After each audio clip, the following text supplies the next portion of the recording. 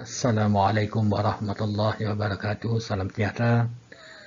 Bertemu lagi di Cikgu Saiful Channel. Jom belajar matematik.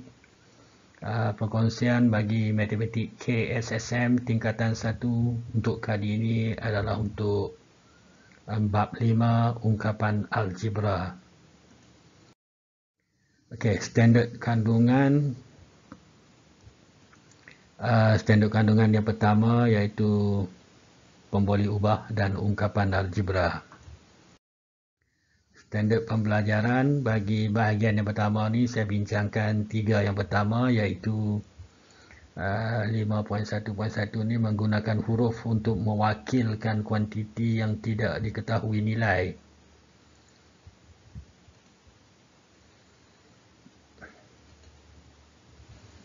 Seterusnya menyatakan sama ada pemboleh ubah itu mempunyai nilai yang tetap atau nilai yang berubah dengan memberi justifikasi. Yang kedua, standard pembelajaran yang kedua, menerbitkan ungkapan algebra berdasarkan ungkapan aritmetik yang mewakili suatu situasi. Dan seterusnya, menentukan nilai ungkapan algebra apabila nilai pemboleh ubah diberi dan membuat berkaitan dengan situasi yang sesuai lah. Okey, kita tengok standard pembelajaran yang pertama. Menggunakan huruf untuk mewakilkan kuantiti yang tidak diketahui nilai. Dan seterusnya kita nak nyatakan sama ada pemboleh ubah itu mempunyai nilai yang tetap. Okey. Warna merah ya. Okey. Yang pertama kita nak mewakilkan kuantiti yang tidak diketahui nilai. Yang kedua, kita nak tentukan sama ada pemboleh ubah itu mempunyai nilai yang tetap atau nilai yang berubah dengan memberi alasan ataupun sebab lah.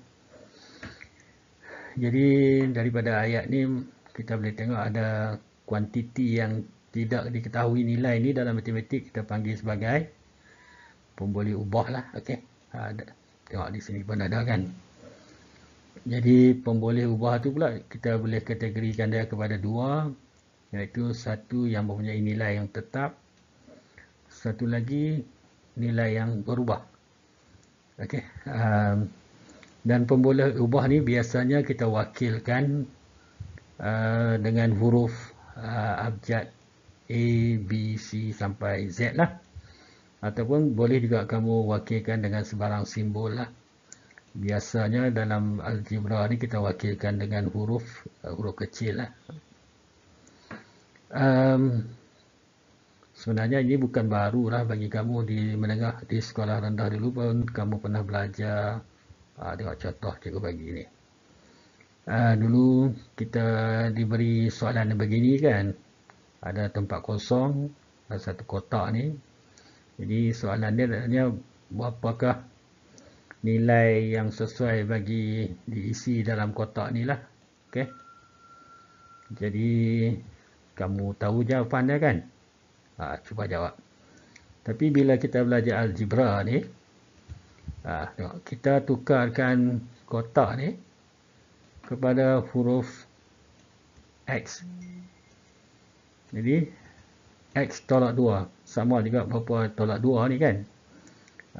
Dan seterusnya kita cari nilai X lah.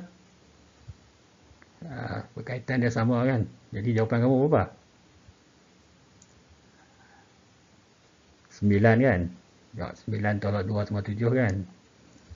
Sini pun sama juga. Okay, 9. Okay. Kita tengok contoh-contoh yang diberilah. Okay, contoh soalannya. Kita nak wakilkan setiap pemboleh ubah berikut. Okey, maksudnya dalam ayat yang diberi itu kamu kena kenal pasti pemboleh ubah. Seterusnya wakilkan dengan huruf yang sesuai. Kemudian nak tentukan sama ada dia mempunyai nilai yang tetap atau nilai yang berubah. Dan bagi alasan kamulah. Okey, untuk soalan A ni. Tinggi setiap murid di dalam kelas 1 UKM. Jadi yang kita tak tahu lagi ataupun nilai yang belum diketahui nilainya, kuantiti yang belum diketahui nilainya adalah tinggi setiap murid lah. Jadi kita boleh wakilkan, cikgu jawab kat sini ya. Huruf apa pun boleh lah, maksudnya kamu boleh wakilkan dengan sebarang huruf lah. Okay? Wakilkan dengan huruf yang sesuai lah. Kalau kamu nak guna huruf T pun boleh lah. T sama dengan T sama dengan tinggi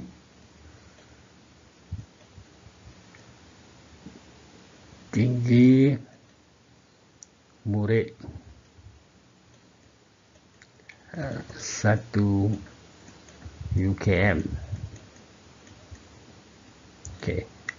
Jadi adakah tinggi murid ataupun nilai T ataupun tinggi murid kelas UKM mempunyai nilai yang tetap ataupun nilai berubah?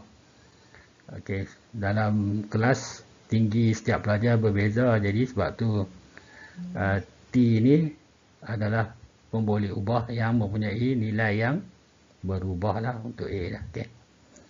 Yang kedua, jarak di antara rumah Hazim dengan sekolah. Jadi kuantiti yang belum kita ketahui nilainya adalah jarak di antara rumah Hazim dengan sekolah lah, jarak kan. Jadi kita boleh guna huruf J ataupun sebarang huruf yang kamu suka. J ialah jarak antara rumah Hazim, antara rumah dengan sekolah lah. Okay. Sekolah.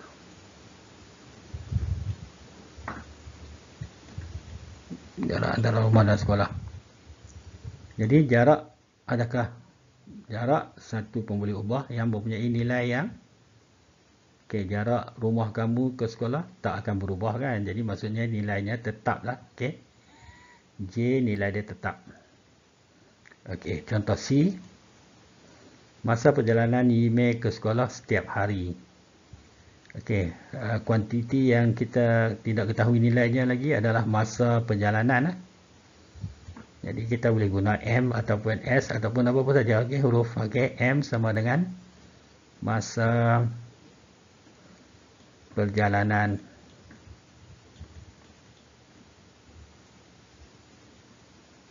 Yime. Yime.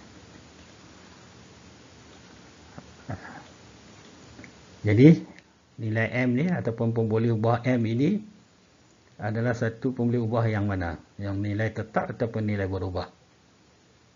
Masa perjalanan kamu ke sekolah setiap hari adakah sama? Tak sama kan? Jadi M mempunyai nilai yang berubah lah. Sebab masa kamu ambil ke sekolah bagi setiap hari jarang-jarang nak sama lah. Ada hari cepat, ada hari lambat. Jadi kamu boleh cuba lagi soalan-soalan untuk lebih mahir lah. Seterusnya kita pergi ke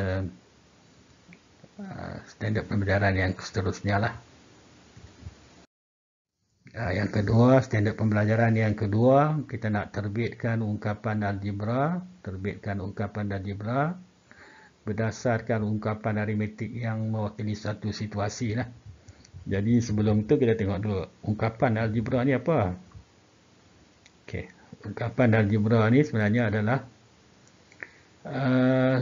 boleh jadi sebutan algebra atau gabungan sebutan algebra oleh operasi tambah dan tolak. Gabung sebutan algebra oleh operasi tambah dan tolak. Dan sebutan algebra itu sebenarnya adalah pemboleh ubah atau hasil darab pemboleh ubah dengan sebarang nombor. Jadi contoh-contoh ungkapan algebra, kalau ini tak pemboleh ubah kan, X, Y. Pemboleh ubah sendiri adalah ungkapan algebra. 2X pun ungkapan algebra. Dan tengok ini, Y tambah 5. Pun boleh ubah dengan operasi tambah ni. Ini pun kita panggil sebagai ungkapan algebra lah. Okay, ungkapan algebra juga ini. Yang bawah ni 2/3 P tolak 3Q tambah 3. Ini pun ungkapan algebra. Okey, tengok setiap sebutan algebra digabungkan dengan operasi tolak dan tambah. Ditambah. AB hasil darab 2 pun boleh ubah pun juga adalah ungkapan algebra lah. Begitu juga inilah 0.5 XY dan 3 MN.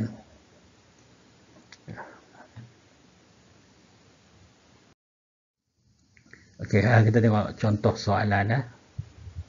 Okey, tulis satu ungkapan algebra bagi situasi yang diberi inilah. Contoh yang pertama, A ni tolak 9 daripada suatu nombor S. Maksudnya S ni kita tak tahu nombor lah. Maksudnya nilai yang kita tidak ketahui, maksudnya pun boleh ubah lah.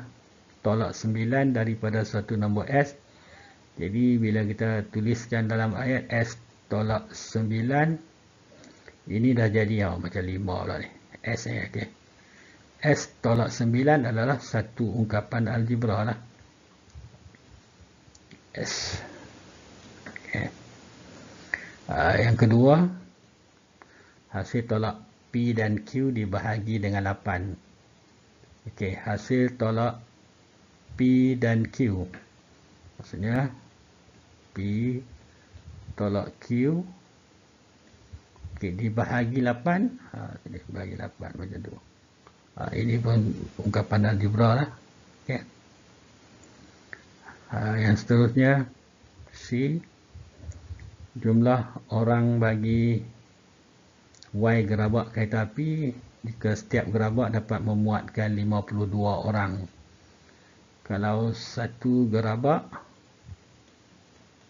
52 orang,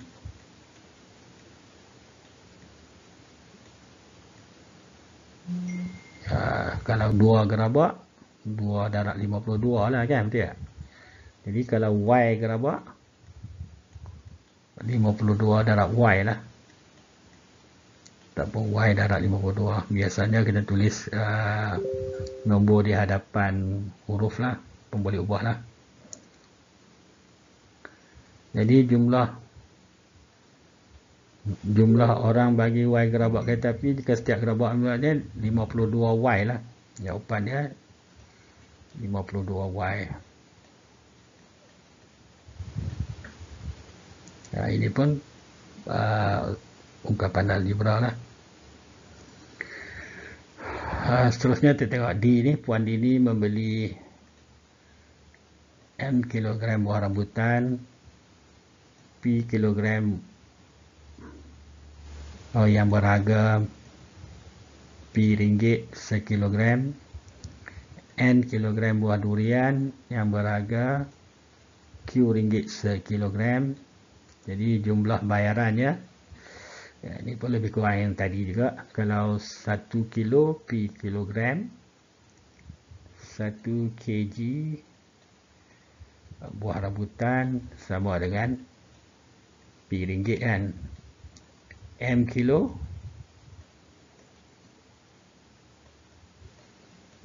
jadi kalau 2 P, kalau 3 kilo 3 P, M kilo MP ya.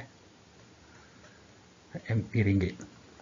Begitu juga dengan buah durian 1 kilo 1 kg 1 kilogram sama dengan Q ringgit. Kalau N kilo, NQ ringgit lah. NQ ringgit, MP ringgit. Jadi yang kita nak tulis ungkapan bagi jumlah bayaran kan. Jadi jumlah bayaran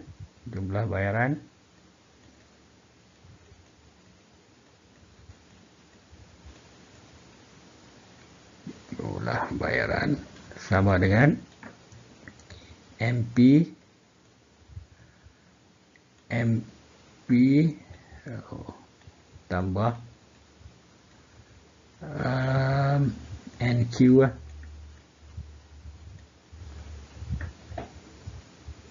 Tak boleh nampak. Maksudnya kita tambah NP dengan NQ ni lah.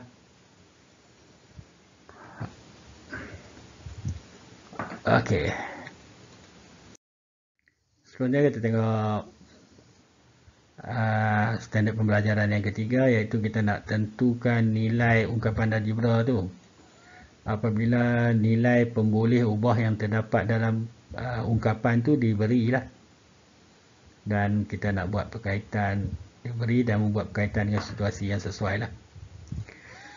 Okey, contoh soalannya, dari beri ini ungkapan algebra tu, 2x per 3 tolak 3y tambah 1, ini ungkapan algebra. Okey, apabila x sama dengan 6, y sama dengan negatif 2, jadi kita nak tentukan berapa nilainya. Jadi apa yang kamu buat adalah kita masukkan nilai pemboleh ubah tu di dalam ungkapan itulah. Okay. Maksudnya kat sini 2 tempat x tu ganti dengan 6 bahagi 3 tolak 3. Okay, y ni ganti dengan negatif 2 tambah 1. Okay, seterusnya apa yang kamu dapat? 2 dalam 6, 12 bahagi 3 per 3. Ini negatif-negatif tambah kan. 3 dalam 2, 6 tambah 1. Okey, cikgu boleh lagi kat sini kot. Ini kamu bahagikan atau mudahkan 4 kan. 4 tambah 6 tambah 1, 10 tambah 1, jadi 11 lah jawapannya. Itu cara dia bila kita nak tentukan nilai lah. Okay? Nilai ni maksudnya kita akan diberi nilai pemboleh ubah dulu lah. Dan kita gantikan nilai pemboleh ubah dalam ungkapan algebra tu. Dan maksudnya nilai ungkapan algebra tu boleh ditentukan apabila nilai pemboleh ubah diberilah. Jadi seterusnya kita tengok contoh soalan yang lain. Okay. Diberi R sama dengan 6, S sama dengan 3, T sama dengan negatif 6. Cari nilai bagi setiap ungkapan yang berikutlah. Untuk yang pertama ni, okay, 2R 2 R6 kan, tambah S3.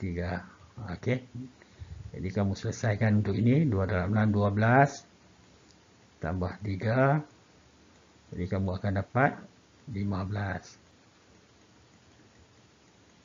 Okey, yang kedua, kamu boleh cuba dulu. Okey, cuba dulu, nanti tengok kita bandingkan jawapan kita. Okay, 3S tambah 4T tambah 2.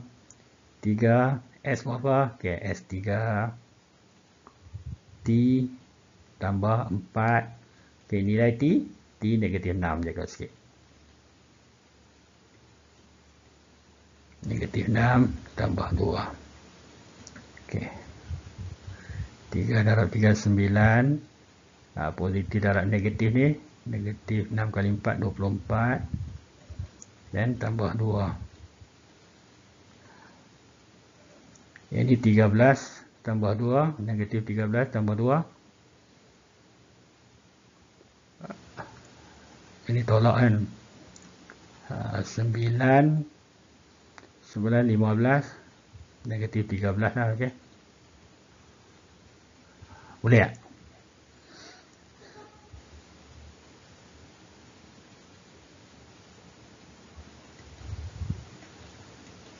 Okay.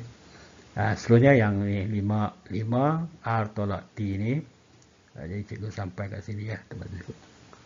Okay, 5. Jadi kita selesaikan yang dalam kurungan tu. R 6 T negatif 6 jaga sikit.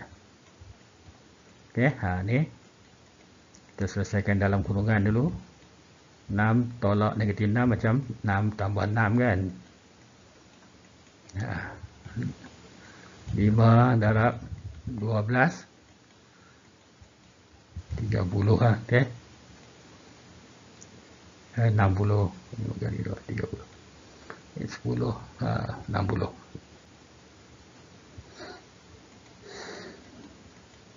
Okay, yang D pula. Jangan risau lah. Okay. Semua tempat ni kita gantikan dengan nilai pemboleh ubah yang betul dan kamu akan dapat jawapan dia lah. T sama dengan negatif 6 bahagi 2 tambah 7. S berapa? Tengok sini. S 3. 3 tolak 2. Ini jaga sikit lah. Okay. Nanti kamu sendiri tak nampak. 3. Okay. Seterusnya. Ini kalau kamu bahagi negatif 3 lah. 7 darab 3 21 lah. Dan tolak 2. Negatif 3 ini 2 itu ni. Negatif 5 jadi 16 lah jawapan dia kan. 21 tolak 5. Okey. Cikgu dah tekan 4. Kamu cuba kira betul tak 16.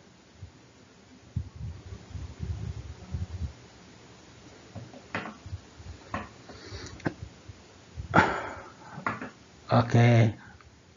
Betul semua. Bagus. Kalau belum, boleh cuba sekali lagi. Jadi, sekian saja perkongsian untuk kali ini. Terima kasih.